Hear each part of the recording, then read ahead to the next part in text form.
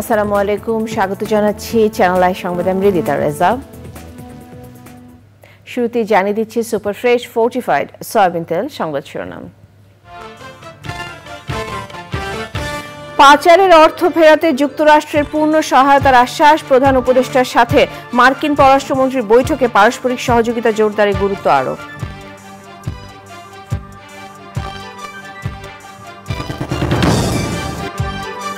Channel আই-এর 5 পরিচালকের বিরুদ্ধে করা ফারজানা ব্রাউনিয়ার মামলা প্রত্যাহারের সিদ্ধান্ত, চাঁদাবাজির অভিযোগ করেননি বলেও মন্তব্য।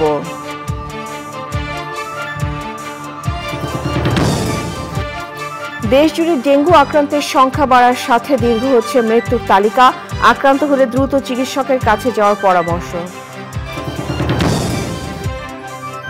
সরকার বেঁধে দেওয়া দামে বাজারে মিলছে না মুরগি ডিম, সরবরাহ পর্যাপ্ত থাকার পরও কমছে না চালের মূল্য। সবুজে সাজে বাংলাদেশ স্লোগানে নেত্রকোনায় প্রকৃতি ও জীবন ক্লাবের বৃক্ষরোপণ ও চারা বিতরণ, গাছ লাগানোর বিকল্প নেই বলছেন সংশ্লিষ্টরা। এবং কানপুরে দ্বিতীয় টেস্টে ভারতের আমন্ত্রণে ব্যাটিংয়ে বাংলাদেশ, একাদশে 2 পরিবর্তন।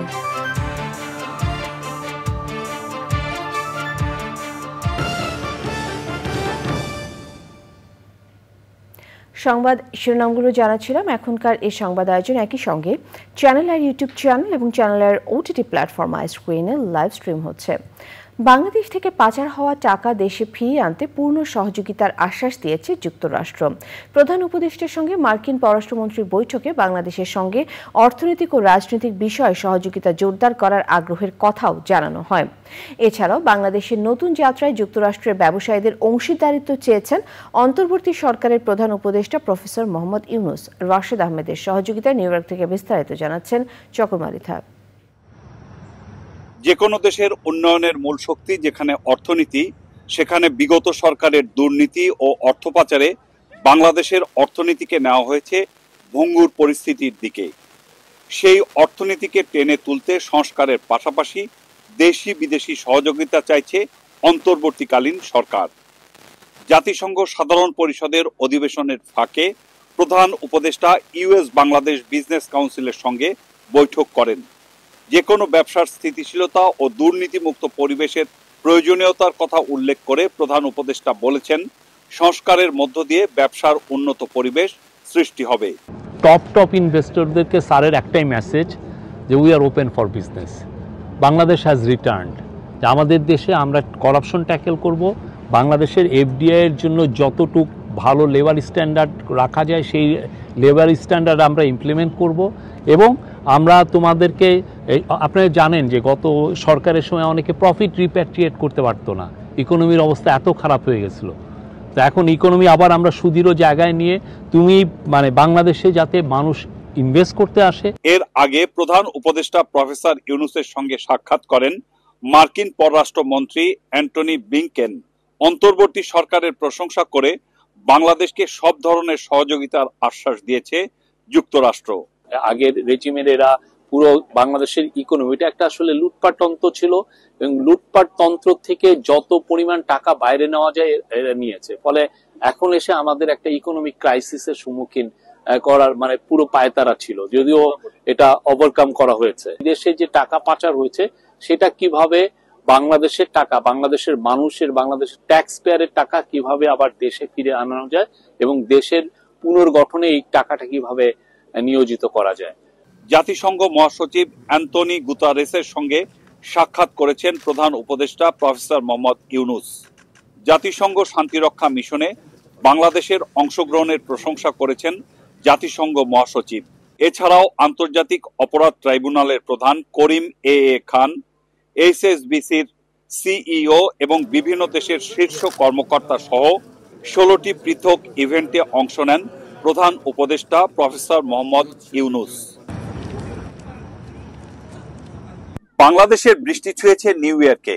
এরই মধ্যে অন্তর্বর্তীকালীন সরকারের প্রধান উপদেষ্টা অধ্যাপক মোহাম্মদ ইউনুস মার্কিন যুক্তরাষ্ট্রের প্রেসিডেন্ট থেকে শুরু করে বিভিন্ন দেশের রাষ্ট্র ও সরকার প্রধানের সাথে বৈঠক করে এবারের জাতিসংঘ সফরে সাফল্যের নজির গড়েছেন। আজ মার্কিন পররাষ্ট্রমন্ত্রী ও জাতিসংঘ মহাসচিবের সঙ্গে গুরুত্বপূর্ণ আলোচনার মধ্য দিয়ে শুধু বাংলাদেশ নয়, আঞ্চলিক ও ও বিশ্ব পরিস্থিতির এক নীতি নির্ধারণী ভূমিকা যোগ করলেন। চকর মালিথা, চ্যানেল আই, জাতিসংঘ সদর দপ্তর, নিউ ইয়র্ক। চ্যানেল আই এর 5 পরিচালকের বিরুদ্ধে করা মামলা প্রত্যাহার করে নেবেন বলে জানিয়েছেন ফারজানা ব্রাউনিয়া। বৃহস্পতিবার দুপুরে চ্যানেল আইকে ব্রাউনিয়া জানান, চাঁদাবাজির কোনো অভিযোগ তিনি করেননি। দ্রুততম সময়ের মধ্যে মামলা প্রত্যাহারের আইনি প্রক্রিয়া সম্পন্ন করা হবে। আমরা জানি যে গতকাল আপনি একটি মামলা করেছেন, সেই মামলাটা নিয়ে এই মুহূর্তে আপনার অবস্থানটা জানতে চাচ্ছি। চ্যানেল আইয়ের উচ্চ পর্যায়ে কর্মকর্তা বৃন্দ ওনারা যোগাযোগ করেছেন, আমি সিদ্ধান্ত নিয়েছি, ওনারাও বলেছেন, আমরাও সিদ্ধান্ত নিয়েছি যে মামলা আমরা উঠিয়ে নেব বা এটা শেষ করব। এবার আইনি প্রক্রিয়া যতটুকু সময় লাগে সেটা আমরা তার মধ্যে এটা শেষ করবো আশা করি। মামলাটা করার পর আমি হঠাৎ দেখলাম চাঁদাবাজির একটা বিষয় চারিদিকে ছড়িয়ে গেল। এই চাঁদাবাজির বিষয়ে আমার কোনো ধারণা নেই এবং শাইখ সিরাজের মতো একজন মানুষ উনি চাঁদাবাজি করবেন, এটা একটা হাস্যকর প্রোপাগান্ডা হয়েছে। কারণ আমি তো আনুষ্ঠানিকভাবে কোথাও প্রেস কনফারেন্স করিনি, তো ওনারা ছিলেন, জিজ্ঞেস করেছেন, বলেছি, আজকেও আমাকে জিজ্ঞেস করেছেন, আমি বলেছি যে আমি তো খুব ব্যথিত, আমি তো গতকাল সারা রাত কেঁদেছি যে হায় হায় এটা কি হলো, এবং আমার প্রত্যেকটা স্টেপ নড়বড়ে ছিল। ফারজানা ব্রাউনিয়ার মামলা প্রত্যাহারের সিদ্ধান্তকে সাধুবাদ জানিয়েছে চ্যানেল আই কর্তৃপক্ষ। দেশ জুড়ে ভয়াবহ আকার ধারণ করছে ডেঙ্গু, প্রতিদিনই বাড়ছে আক্রান্তের সংখ্যা, সেই সঙ্গে দীর্ঘ হচ্ছে মৃত্যুর তালিকা। চলতি বছরে এখন পর্যন্ত ডেঙ্গু আক্রান্ত হয়ে হাসপাতালে ভর্তি হয়েছেন প্রায় 28,000 মানুষ। সরকারি হিসেবে গত বৃহস্পতিবার সন্ধ্যা পর্যন্ত সারা দেশে মারা গেছেন 141 জন। ডেঙ্গু আক্রান্ত হলে দ্রুত চিকিৎসকের কাছে যাওয়ার পরামর্শ দিয়েছেন বিশেষজ্ঞরা। তাফিমুল ইসলামের রিপোর্ট।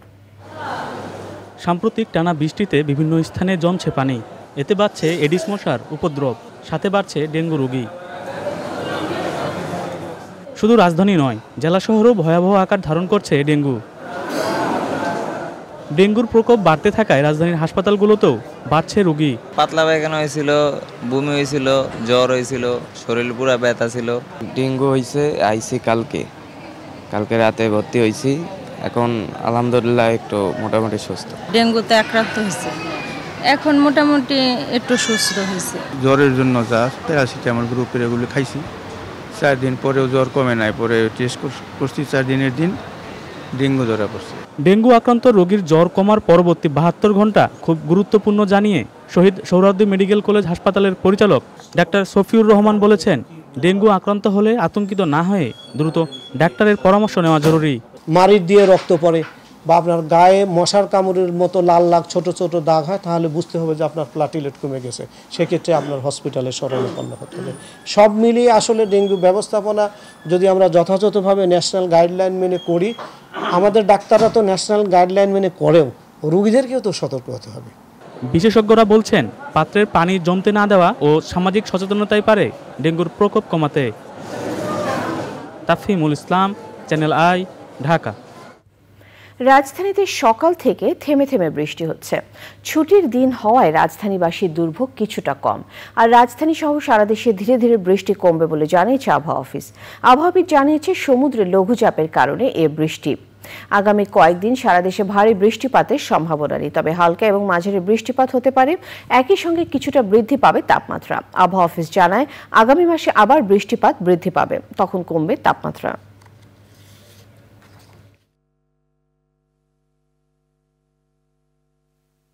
সমুদ্র বন্দর এবং নদী বন্দরের জন্য কোনো সতর্কবার্তা নেই এবং বৃষ্টিপাতের পরিমাণ কমে গিয়েছে। শুধু রংপুর ডিভিশনে মাঝারিতে কোথাও কোথাও ভারী বৃষ্টি হতে পারে, এছাড়া দেশের অন্যত্র হালকা থেকে মাঝারি ধরনের বৃষ্টি হতে পারে। এটা আগামী 2 থেকে 3 দিন বৃষ্টিপাতের পরিমাণ সারা দেশেই কমে আসবে এবং তাপমাত্রা এটা ক্রমান্বয়ে বৃদ্ধি পাবে এবং এটা পরবর্তীতে আগামী মাসের প্রথম সপ্তাহে বৃষ্টিপাতের পরিমাণ কিন্তু সারা দেশে আবার বৃদ্ধি পাবে, তখন ক্রমান্বয়ে আবার তাপমাত্রাও কিছুটা কমে আসবে।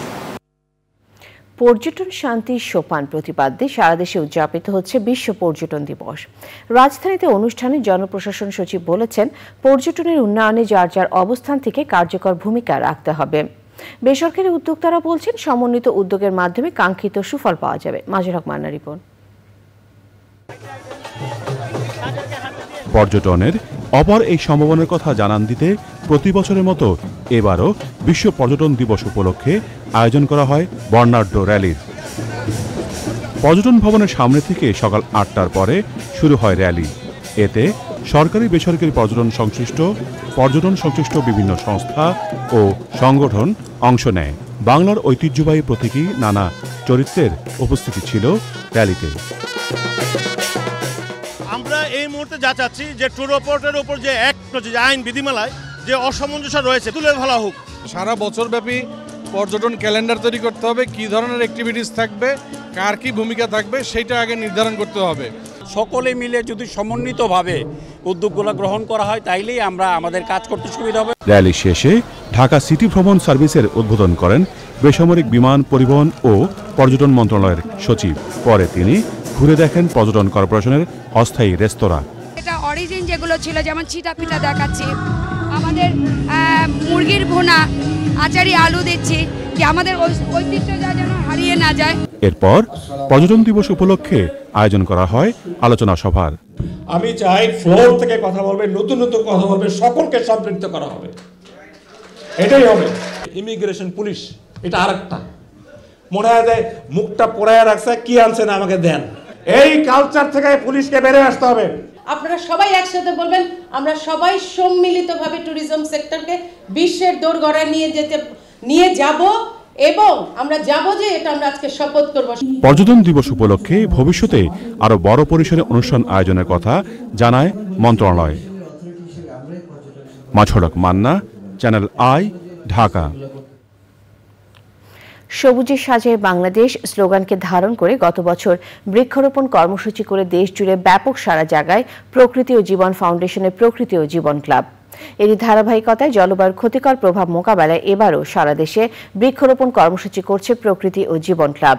নেত্রকোনায় বৃক্ষরোপণ ও চারা বিতরণে অংশ নিয়ে বিশিষ্ট জনেরা বলেছেন, সবুজ পৃথিবী গড়তে বৃক্ষরোপণের বিকল্প নেই। জাহিদ হাসানের তথ্য, ভিডিওচিত্রে সাবরিনা হাসানের রিপোর্ট।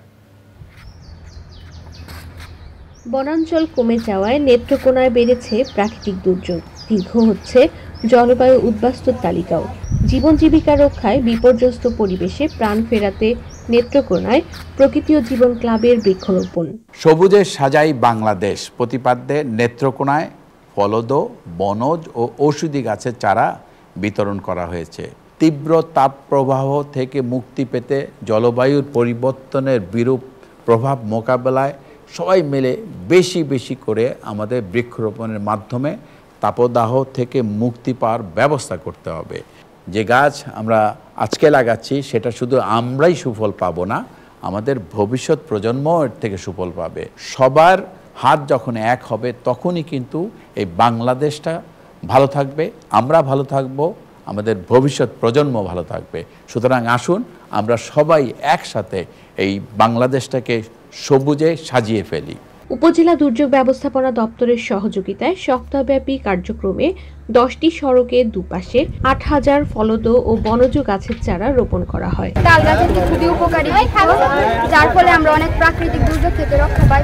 সারি সারি লাগাল তারা রাস্তাঘাটে মানুষ যদি কাজ কাম করে তাহলে বসে ছায়ার মধ্যে জিরানি যা। আমাদের এলাকায় অনেক বেশি বজ্রপাত হয়, এই বজ্রপাত থেকে রক্ষা পাওয়া যায়। রাস্তাঘাট অনেক সুন্দর থাকে, আবহাওয়া অনেক স্বাচ্ছন্দ্য থাকে। স্থানীয় মানুষেরা অনেকেই গাছগুলো থেকে অনেক উপকারিতা গ্রহণ করতে পারবে। প্রাণ প্রকৃতি রক্ষায় এমন মহতি উদ্যোগ অব্যাহত রাখার আহ্বান সকলের। বৃক্ষরোপণ কর্মসূচির ফলে সাধারণ জনগণ সহ শিক্ষার্থীদের মধ্যে উৎসাহ উদ্দীপনা বেড়েছে। প্রকৃতি ও জীবন ক্লাব কর্তৃক আয়োজিত এই রাস্তার ধারে যে চালের চারাগুলি আমরা রোপণ করতেছি, এগুলি ভবিষ্যতে হয়তো বড় একটা সহায়ক। আমরা বৃক্ষ লাগাচ্ছি কম, কাটছি বেশি। আমরা বেশি করে গাছ লাগাবো। এই গাছ লাগানোর ফলে প্রকৃতিতে ভারসাম্য হবে, প্রকৃতিতে মানুষ উপকার হবে। প্রকৃতির প্রতি দায়িত্ববোধ সৃষ্টিতে প্রকৃতি ও জীবন ক্লাবের অনন্য ভূমিকার প্রশংসা করেন সুধীজনরা। প্রকৃত গাছের যে নিবিড় পরিচর্যার মাধ্যমে যে উপযোগিতাটা পাই, সেটার আসলে তুলনা অন্য কোনো কিছুর সাথে যায় না। এই গাছগুলো একসময় বেড়ে উঠলে এই গাছের ছায়াতলেই শুধু মানুষ নয়, পশু পাখি প্রাণী সকলেরই আশ্রয় হবে। প্রতিজনে বাড়িতে বাড়িতে প্রতিষ্ঠানে মসজিদ মাদ্রাসা বনায়ন করতেছেন। এতে দেখা যাচ্ছে যে বিশেষ করে নেত্রকোনাতে একটা বনের বিপ্লব ঘটছে। জলবায়ুর বিরূপ প্রভাব মোকাবেলায় দেশ জুড়ে সবুজ বেষ্টনী গড়ে তুলতে সমন্বিত অংশগ্রহণ জরুরি বলছেন পরিবেশবাদীরা। সাবরিনা হাসান, প্রকৃতি ও জীবন ডেস্ক, চ্যানেল আই।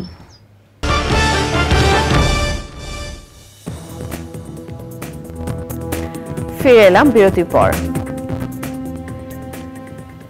নিত্যপণ্যের দামে লাগাম টানা যাচ্ছে না। ব্রয়লার ও সোনালী মুরগি এবং ডিমের দাম সরকারিভাবে বেঁধে দেওয়া হলেও বাজারে বিক্রি হচ্ছে বেশি দামে। কাঁচা মরিচ সহ দাম বেড়েছে প্রায় সব সবজির। আগে থেকে বেড়ে থাকা চালের দামও কমেনি, যদিও সরবরাহ পর্যাপ্ত বলে জানান বিক্রেতারা। পরাগাজের রিপোর্ট। বাজারে পেঁয়াজ, রসুন, আদা, ডাল, আলু সহ কিছু নিত্যপণ্যের দাম নতুন করে বাড়েনি। ক্রেতাদের কাছে আপাতত স্বস্তির খবর এটুকুই। আগে থেকে ঊর্ধ্বমুখী চালের দামকে আর নামানো যাচ্ছে না, অথচ বিক্রেতারা বলছেন আড়তে চালের ঘাটতি নেই। আমার মনে হয় এটা যদি ধরে তাহলে মেল মালিক বা আড়তদার দেখতে হবে। আমরা স্লিপ দেখাই দিই, এই দামে নিয়ে দিই, আমরা কেজি 2 টাকা লাভ করি। বাজারে কাঁচামরিচের দাম মান অনুযায়ী 220 থেকে শুরু করে 300 টাকা কেজি। 240 টাকা কেজি ইন্ডিয়ান মরিচ। আমার এই মরিচ একবারে ফ্রেশ, একটা মরিচ আপনি মনে করেন পচা পাইবেন। এটা আমি পাল্লাতে বেশি দিয়ে আনছি, বেশি বেচতেছি, এটাই হলো কথা। সবজির দামও অনেক বেশি। বেগুনের কেজি 140 টাকা। এই যে জিনিসগুলোর দাম বেশি, এগুলো আমরা কারণ যখন আমরা যাই তখন আমরা দেখি অনেক দাম। ডিমের ডজন সরকারিভাবে 142 টাকা বেঁধে দেওয়া হলেও শুরু থেকেই কেউ মানছে না এই দাম। বিক্রি হচ্ছে 160 টাকা ডজন দরে। ডিম মানে আমরা আরো থেকে পারমের রেট দিছে না কোন সরকারি রেট দিছে, এই ডিমগুলি আমরা পাই না। আমরা কমে পাইতাছি না মাল, বরঞ্চ বাজারে গেলে টাকা লইয়া যায়, কিন্তু টাকা তাহার সত্ত্বেও মাল পাইতাছি না আমরা চাহিদা মতো। ব্রয়লার ও সোনালী মুরগি বিক্রি হচ্ছে নির্ধারিত দামের চেয়ে 10 থেকে 15 টাকা বেশি দামে। কালার বার্ড সবচেয়ে কম দাম, এটা হচ্ছে 240 থেকে 60 টাকা বিক্রি করা যায়। আবার যেটা চেচু 240 টাকা 60 টাকা বিক্রি করা যায়, কিন্তু সোনালী এটা কিন্তু কিনতেই হয় 280 টাকা, কিন্তু এটা সবসময় পাওয়া যায় না। দেখতে সোনালির মতো, অ্যাকচুয়ালি সোনালী না, ওটার দাম বেশি, ওটা খুব ক্রাইসিস। তো আমাদের কেনা বেশি, আমরা তো ওখান থেকে কিনতে পারতেছি না। নিত্যপণ্যের বাড়তি দামে নাভিশ্বাস উঠছে ক্রেতাদের। বেগুন 140 টাকা, তারপরে আর অন্য বাজার আর কিভাবে করবো, সবকিছু সাধ্যের বাইরে চলে যাচ্ছে। আমার যা সামর্থ্য তার বাইরে বাজার দর। সারা বিশ্ব ওনার পিছনে, কাজে সামান্য দ্রব্যমূল্য এই সরকার অবশ্যই নিয়ন্ত্রণ আনতে পারবেন। নতুন বাংলাদেশে অনেক কিছুতে সংস্কার শুরু হলো, দ্রব্যমূল্য কমানোর ক্ষেত্রে এখনও পুরোপুরি সফল হতে পারেনি সরকার। তবে সাধারণ মানুষ মনে করছেন সরকার চেষ্টা করলে নিত্যপণ্যের দাম অবশ্যই সাধারণ মানুষের নাগালের মধ্যেই চলে আসবে। পরাগ আজিম, চ্যানেল আই, ঢাকা। দেশে ফিরেছেন দৈনিক আমার দেশ পত্রিকার সম্পাদক ডক্টর মাহমুদুর রহমান। সকাল 9টার কিছুক্ষণ পরে হযরত শাহজালাল আন্তর্জাতিক বিমানবন্দরে তিনি পৌঁছান। বিমানবন্দরে জামায়াতে ইসলামী সহ বিভিন্ন সংগঠন তাকে স্বাগত জানায়। সংক্ষিপ্ত বক্তব্যে মাহমুদুর রহমান বলেন, বিদ্বেষের কারণে শেখ হাসিনার সরকার তার বিরুদ্ধে শতাধিক মামলা করেছে। এসব মামলা আইনিভাবে মোকাবেলা করার কথা বলেন তিনি। ছাত্র জনতার আন্দোলনে শহীদদের কথা স্মরণ করেন মাহমুদুর রহমান। পরাজিত ফ্যাসিস্ট শক্তি নতুন করে চক্রান্ত করছে বলে অভিযোগ করেন দীর্ঘ 6 বছর দেশের বাইরে থাকা এই সাংবাদিক।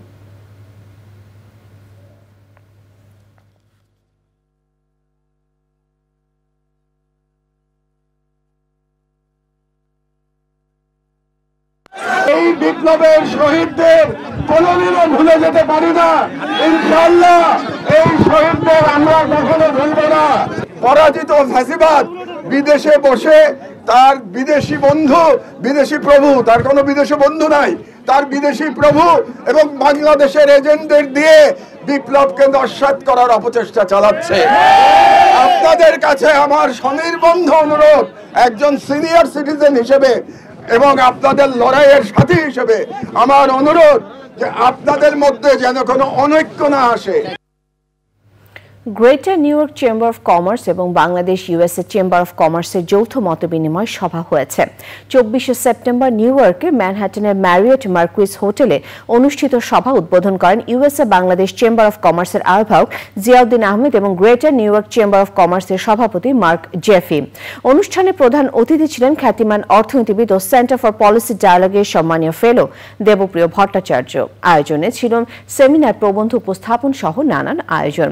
অনুষ্ঠানে বাংলাদেশ থেকে আগত মার্কিন ব্যবসায়ীরা বিভিন্ন স্টল পরিদর্শন করেন।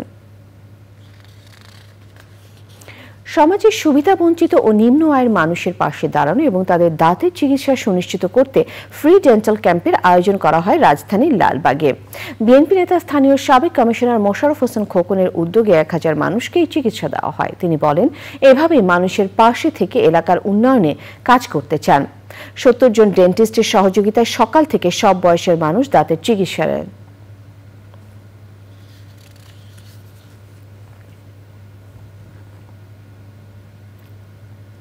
পশ্চিমা দেশগুলোর যুদ্ধবিরতির আহ্বান প্রত্যাখ্যান করে লেবাননে হিজবুল্লাহর অবস্থানে হামলা জোরদার করেছে ইসরায়েল। লেবাননের স্বাস্থ্য মন্ত্রণালয় জানিয়েছে ইসরায়েলি হামলায় বৃহস্পতিবার অন্তত 92 জন নিহত হয়েছে। হিজবুল্লাহ জানিয়েছে বৈরুতের দক্ষিণাঞ্চলে একটি ভবনে ইসরায়েলের বিমান হামলায় সংগঠনটির ড্রোন ইউনিটের প্রধান মোহাম্মদ সুরুর নিহত হয়েছেন। গত সোমবার ইসরায়েল লেবাননে হিজবুল্লাহর অবস্থানে বিমান হামলা চালানোর পর থেকে সর্বাত্মক যুদ্ধের আশঙ্কা তৈরি হয়েছে। ফিলিস্তিনের পর লেবাননে ইসরায়েলের হামলার কারণে মধ্যপ্রাচ্য জুড়ে যুদ্ধ ছড়িয়ে পড়ার আশঙ্কা দেখা দিয়েছে। ইউরোপীয় ইউনিয়ন, যুক্তরাষ্ট্র, ফ্রান্স এবং অন্য 8টি পশ্চিমা দেশ 21 দিনের যুদ্ধবিরতির আহ্বান জানালেও তা প্রত্যাখ্যান করেছে ইসরায়েল। জাতিসংঘের সাধারণ পরিষদের অধিবেশনে যোগ দিতে গিয়ে ইসরায়েলের প্রধানমন্ত্রী বেনিয়ামিন নেতানিয়াহু বলেছেন, ইসরায়েলের লক্ষ্য অর্জন না হওয়া পর্যন্ত লেবাননে হামলা বন্ধ হবে না। নিটল টাটা, কৃষি সংবাদ।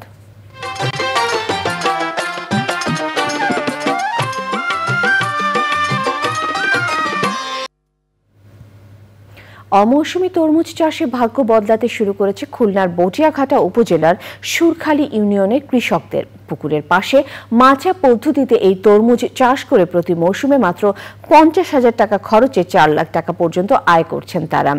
এতে যেমন সচ্ছলতা এসেছে, তেমনি তরমুজ চাষে উৎসাহ পাচ্ছেন চাষিরা। Daniel Sujit Bose report. খুলনা অঞ্চলের মাটিতে লবণাক্ততার পরিমাণ সবসময় বেশি। একসময় মাছ চাষ এবং আমন ধান আবাদই ছিল এ অঞ্চলের কৃষকের জীবিকার উৎস। ফলে অভাব অনটনের দিন কাটত তাদের। উপজেলার কৃষি অফিসারের পরামর্শে 3 বছর আগে কৃষকরা পুকুর পাড়ে অমৌসুমী তরমুজ চাষ শুরু করেন।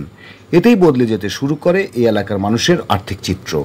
এখন বটিয়াঘাটা উপজেলার সুরখালী ইউনিয়নে বেড়িবাঁধের দুপাশে যেদিকে চোখ যায় দেখা যায় মাচাতে ঝুলছে তরমুজ। আমি এই গত 3 বছর ধরে এই তরমুজ চাষ করতেছি, কিন্তু প্রথম যে বছর তরমুজ চাষ করেছি এই তরমুজ সম্পর্কে আমরা তো খুব বেশি ভালো বুঝতাম না। গাছ যদি অনেকেই আছে ভালো ট্রিটমেন্ট না দিতে পারে তাহলে 2 কাটার পরে শেষ হয়ে যায়, আর যদি ভালো ট্রিটমেন্ট হয় গাছের তাহলে আপনার 4-5 কাটা পর্যন্ত চলবে। আমরা দুইজনে মোটামুটি একসঙ্গে সার বা এই যে ওষুধ মিক্সার করতে হয়, একটু খেতে কাজছে, ক্ষেত খামারে ওই বন বাসা বা কোপানো কাজ, এগুলো আমরা দুইজনে একসঙ্গেই করি। কর্মকর্তারা জানান এই এলাকার কৃষকদের অর্থনৈতিক অবস্থা বিবেচনা করে তাদের অমৌসুমী তরমুজ চাষ করার পরামর্শ দেওয়া হয়েছে। 2022 সালে আছে তরমুজ আছে 70 হেক্টর আছে তরমুজ আবাদায়, এইবার আছে আরো বৃদ্ধি পাই পর্যায়ক্রমে, কিন্তু 2023 সালে আছে 300 হেক্টর আছে তরমুজ আবাদায় এই এলাকায়। এবার আছে 2024 অর্থ বছর আছে 500 হেক্টর আছে তরমুজ আবাদ হয়েছে, যার খুলনা জেলার মধ্যে মোট আছে 900 হেক্টর তরমুজ আবাদ হয়েছে, তার মধ্যে আমার এই সুরখালী ইউনিয়ন আছে 500 হেক্টর। আমাদের প্রথম চ্যালেঞ্জ ছিল যে এই কৃষকদেরকে আমাদের মোটিভেট করা, যেটা আমরা কৃষি সম্প্রসারণ অধিদপ্তরের মাধ্যমে এবং আমাদের প্রকল্পের মাধ্যমে আমরা কৃষকদেরকে সরকারি সহায়তা দিয়েছি এবং আমাদের কৃষি সম্প্রসারণ অধিদপ্তরের কর্মকর্তারা সবসময় কৃষকদেরকে উদ্বুদ্ধ করার জন্য তাদেরকে পরামর্শ দিয়ে গেছে। চলতি মৌসুমে খুলনা জেলায় মোট 900 হেক্টর জমিতে তরমুজ চাষ হচ্ছে, যার মধ্যে সুরখালীতে চাষ হয়েছে 500 হেক্টরে। Daniel Sujit Bose, channel I, Khulna. এখন দেখবেন প্রকৃতি সংবাদ।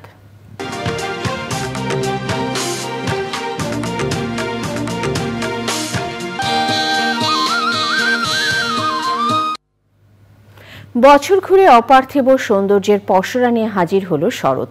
সাদা মেঘের ভেলা, কাশবন আর বর্ণিল ফুলের ডালিতে সেজেছে প্রকৃতি। আবহমান বাংলার চিরায়ত রূপ ধরে রাখতে বার্তা দিচ্ছে পরিবেশ সংরক্ষণের। গোলাম মোস্তফার তথ্য ও ভিডিওচিত্রে আফরোজা হাসির রিপোর্ট।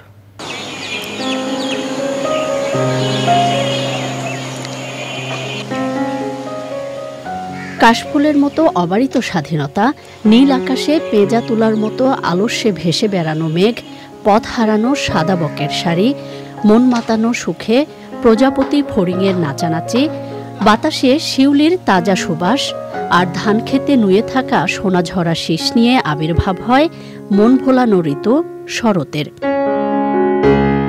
বছর ঘুরে ক্যালেন্ডারের পাতা ছাপিয়ে শরৎ দোলা দেয় প্রকৃতিপ্রেমীর মননে। বর্ষণের অন্ধকার মেঘ ভেদ করে ধরিত্রীতে বর্ণিল রূপের ভেলা নিয়ে হাজির হয় শরৎ। ক্রমাগত দখল দূষণে ধুঁকতে থাকা বাস্তুতন্ত্রেও আবহমান বাংলার রূপের জানান দেয় শরৎ। সৌন্দর্য পিয়াসীদের বার্তা দেয় বাসযোগ্য বসুন্ধরা নিশ্চিতে পরিবেশ প্রতিবেশ সংরক্ষণের। আমাদের ভাদ্র আশ্বিন আসলে বাঙালির একটা তালের পিঠার গন্ধ থেকেই যায়, সেই সাথে আকাশে যে ছেঁড়া ছেঁড়া মেঘগুলো থাকে সেই মেঘগুলোর সাথে ভেসে আসে কাশফুল, আর কাশফুল আর মেঘ একসাথে ছুঁয়ে যে মনে হয় যে মনোরম দৃশ্য। এই কাশফুলটা প্রতি বছরই হয়, এখানে দেখতে আসি, ভালো লাগে। এই যে ফ্যামিলি নিয়ে ঘুরতে এসেছি, ওরাও এনজয় করছে, আমরাও এনজয় করছি। শত শত না তারও বেশি মানুষ এখানে এই শরৎকে উপভোগ করছে, এবং এখানে না আসলে, না দেখলে, সচক্ষে না দেখলে এটা বোঝা যাবে না। এই ঋতুতে আমার মনে হয় এটা কবিতা লিখি, গল্প লিখি, কাব্য লিখি, সবকিছু মিলে খুব ভালো লাগে। প্রকৃতিটা কিছুটা নীরব, আস্তে আস্তে মনে হচ্ছে সে তার পুরাতন অভাবে ফিরে যাচ্ছে, এবং এর পরবর্তীতেই হয়তো শীতের আমেজ আর কিছুদিন পর হয়তো শুরু হবে ধীরে ধীরে। দাবদাহের দহনকাল পেরিয়ে আসা এবারের শরতের আবেদনেও এসেছে বৈচিত্র্য ও স্বতঃস্ফূর্ততা। কাশবনের প্রান্তর পেরিয়ে যার ঢেউ আছড়ে পড়ছে সামাজিক যোগাযোগ মাধ্যমেও। আফরোজা হাসি, প্রকৃতি ও জীবন ডেস্ক, চ্যানেল আই। খেলার খবর।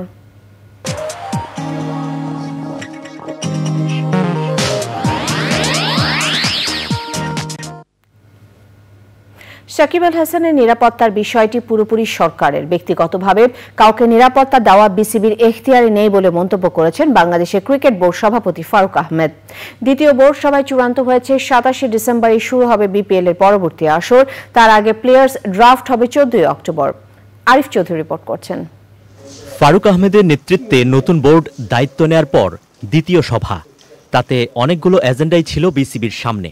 কিন্তু বৃহস্পতিবার দুপুরে ভারতের কানপুরে নিজের ক্যারিয়ার সহ সবকিছু খোলাসা করেন সাকিব আল হাসান। তাই বিসিবির বোর্ড মিটিংয়েও এর প্রভাব পড়ে। সাকিবের সিদ্ধান্তকে সম্মান জানিয়েই তার বিষয়ে আলোচনা হয়। বাংলাদেশ ক্রিকেটের এক more than a legend cricketer সাকিবকে বাংলাদেশের ক্রিকেটে কিংবদন্তির চেয়েও বেশি কিছু উল্লেখ করেন বোর্ড প্রেসিডেন্ট। তবে সাকিবের যে চাওয়া নিরাপত্তা, সেটি নিয়ে নিজেদের অপারগতা প্রকাশ করেন ফারুক আহমেদ। তিনি বলেছেন, একা কোনো ক্রিকেটারকে নিরাপত্তা নিশ্চিত করার মতো সক্ষমতা নেই তাদের। আমি তো আসলে কোনো এজেন্সি না, আসলে পুলিশ বা র্যাব, এটা আসলে এটা আমার হাতে না, আমাদের বা আমার বা বিসিবির হাতে না। আসলে এটা আসলে পুরা ওই গভর্নমেন্ট লেভেল থেকে আসতে হবে ওই নিরাপত্তাটা।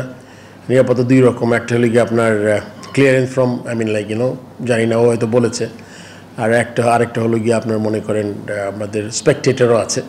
সেই ব্যাপারটা তার ডিসিশন নিতে হবে। এটা আসলে আমরা এটাতে তেমন পার্ট হতে পারবো না। আসলে এটা আমি এই মুহূর্তে আমরা কিছু বলতে পারবো না বোর্ড থেকে আমরা কী করতে পারি, বিকজ আমরা তো আসলে এরকম একজন ব্যক্তিগত মানুষকে নিরাপত্তা দেওয়ার মতো আমাদের নাই, মানে কি বলবো, অ্যাবিলিটি নাই আর কি। সাউথ আফ্রিকার বিপক্ষে আসন্ন হোম সিরিজের দুটি টেস্টেই খেলতে চাচ্ছিলেন সাকিব। বিদায় নিতে চেয়েছিলেন ভক্তদের সামনে থেকে। তবে বিসিবি এভাবে পাশে না থাকলে হয়তো সাকিবের সে স্বপ্ন অপূর্ণ থাকবে। একটা সময় আসবেই যখন একজন চলে যাবে, তার জায়গায় the game will still go on. তো আমাদের ক্ষেত্রে সেটাই হবে। আমি আশা করছি যে সাকিব চলে গেল, আমরা ভালো ক্রিকেটই খেলবো। বাট আমার মনে হয় সবার মনের মধ্যে কোনো না কোনোভাবে ও থেকে যাবে। কারোর কাছে হয়তো ইতিবাচকভাবে থাকবে, কারোর কাছে হয়তো নেতিবাচকভাবে থাকবে। কানপুর টেস্ট খেলেই ভারত সিরিজ শেষ করবেন সাকিব। তার বক্তব্যে স্পষ্ট হয়েছে, ভারতের বিপক্ষে টি-20 সিরিজ খেলবেন না তিনি। এরপর সাকিব আল হাসান কি ঢাকায় ফিরবেন নাকি আমেরিকায় যাবেন, সেটি কেবল সাকিবই জানেন। Arif Chowdhury, channel I, Dhaka.